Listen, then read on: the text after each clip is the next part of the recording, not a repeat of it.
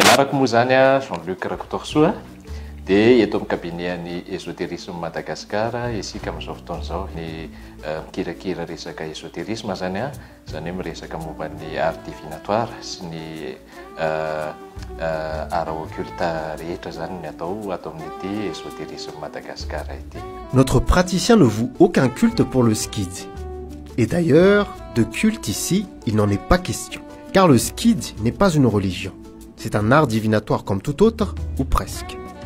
Notre praticien, lui, maîtrise plusieurs de ces arts divinatoires allant de la tarologie, en passant par l'astrologie, jusqu'à la géomancie. Toutefois, c'est le skid ou la géomancie malgache qui nous intéresse pour connaître d'abord de quoi il s'agit réellement. Soulignons dès l'abord que sikid vient de idi, qui peut se traduire par la serrure ou le fermer. Fa ho anazy ny fanazavako le skid dia manokatra mihidy. Misy zavatra mihidy eo zany, misy zavatra tsy fantatra. Misy ohatra hoe misy olana anankiray tsy fantatra inona mahatonga an'ilay olana tetserevana hoe inona izay zavatra hoe vahana zany sokafana mihidy hoe inona mahatonga ny olana io dia zay ny atao hoe skid. Dia mpiskid zany a manao an'izay skid zay a manokatra an'izay mihidy zay izy hoe inona le olana misy a dia sokafana le izy ahafantarana hoe inona le olana misy amin'le fiainan'olona anankiray. La géomancie n'est pas née à Madagascar.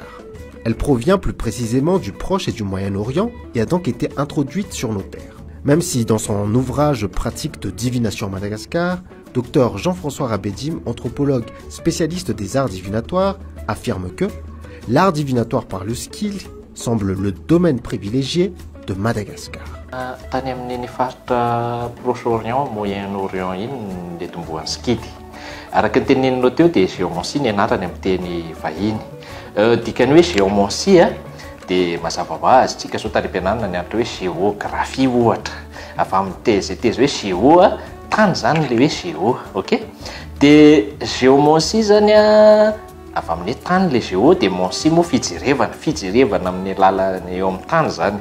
Dia manana tantara manambatsika fa be da be ny arabo tonga teto Madagasikara tsy ilatsika fa tsy litoraty zao tany atsimo atsinanana fantatra tsara mihitsy fa hoe arabo zany olona zany na ny anarany ary tonga dia hoe litoraty izay mahay skid izy. Fantatsika tsara ihany koa fa na eto voatany ary dia misy mpanjaka anankiray izay antsoina hoe Abiby eo ambodra biby izay sady mpanandro arabo Abiby na ny anarany ary dia Abiby avy amin'ny teny arabo.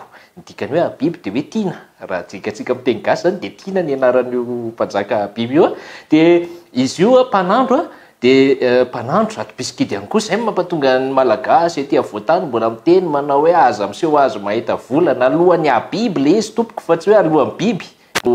Ny arabo sy ny jiosy no tena ny fototry ny navian'ny skid dia zareo rehefa nandeha nivelatra nandeha eran-tany dia noentiny izay fomba mampanao an'izay dia reo zao nanome ohatra ireo razambe antsika malagasy ireo mbola mety misy hafa fa reo ihany no mety voateniko arak'izay teneniko zay litoraty zao Abiby zao arabo zareo nitondra an'izay fomba mampanao teto Madagascar zay.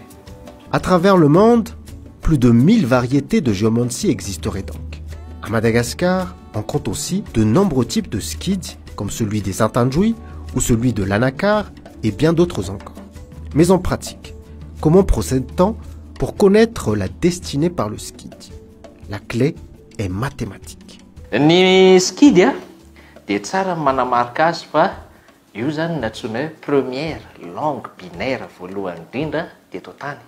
Inona moa ny atao hoe langue binaire? Hoan'ireo zareo informatisiana mpikirakira ordinateur zany solosaina dia mahafantatra zareo hoe ny langue mandeha ao anatin'io dia 0 sy 1 ihany. Ny informatika zany tsy mahafantatra zany atao hoe A zany fa iny A iny misy code hoe 0 firy dia 1 firy no mampatonga an'iny. Dia ohatra ihany koa eto amin'ity skid ity langue binaire zany ity skid ity no anaovana azy. Avant d'aligner le skid, il faut d'abord réveiller les graines de fan par le fou à skid. Il s'agit d'une sorte de formule rituelle nous révélant en partie l'origine même du skid, entre autres par la légende de Mamagvatouarn et Babamine. Comme le précise Dr Eugène Régis Mangalaz dans la divination au quotidien, le skid et ses formes symboliques. Ensuite, on procède au tirage aléatoire des graines pour remplir les cases du rain skid ce tableau qui est en haut de notre tapis et dont chaque colonne et chaque ligne porte des noms bien précis. On prend alors soit un tas de graines et on retire 2 par 2 les graines de ce tas. S'il reste des graines en nombre pair à la fin de notre tirage, on place 2 graines dans la première case de la colonne du talet. S'il reste une graine à la fin de notre tirage, alors on place une graine dans la première case du talet. On peut également procéder par lancer de dés. Si le chiffre qui apparaît est pair, alors on met 2 graines dans la première case du talet. S'il est impair, alors on y met une graine. On répète l'opération jusqu'au remplissage de toutes les cases du talet. On procède de cette manière jusqu'à remplir le Rein Skidi. Ensuite, on garnit le Zanat Skidi, ce tableau en dessous du premier. Dans le remplissage suit une règle plus stricte encore, encadrée par les noms de chaque case et de chaque ligne des 2 tableaux. Cette règle est exactement le même que pour le langage binaire, c'est-à-dire que toute opération mathématique dont le résultat est pair est traduite par 2 graines placées dans une case, autrement elle est exprimée par une graine. Pour ce faire, on remplit d'abord la colonne dénommée Faasivi en additionnant les lignes Faaval et Alisai. Si la somme est paire, on place 2 graines dans la première case, si elle ne l'est pas, on place une graine. Puis, c'est au tour de la colonne Adz, il s'agit de la somme des lignes Abil et Alsai.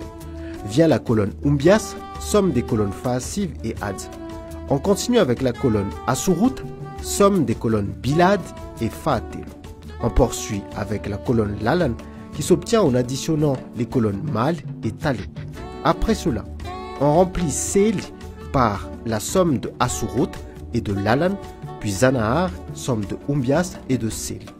Il faut remarquer que Zanahar ne peut être impair, sinon le skid est incorrect, car un résultat impair est dit Andevu, alors que Zanahar est un Nanjin. Enfin, on remplit la colonne Chan par l'addition de Talé et de Zanahar. Lorsque toutes ces opérations sensibles sont effectuées, le skid est enfin établi et il permet la lecture complète de la vie d'une personne. Misy zavatra be dia be ao anatin'io skid io, araka le teneniko teo zao misy efitrano 9 ao anatin'io skid io. Tale zany zao io zany zao le olona jerevana. Ny maly io ny fidiram-bola le olona. Ny fahatelo io ny manodidina sy ny prêt-à-pot an'le olona. Ny bilady io ny tany misy an'le olona. Ny fianahana io ny zanak'le olona. Ny abily dia io ny antsoina hoe ramatoa lehibe na faratsitsaina. Ny alisay io ny vadin'le olona jerevana.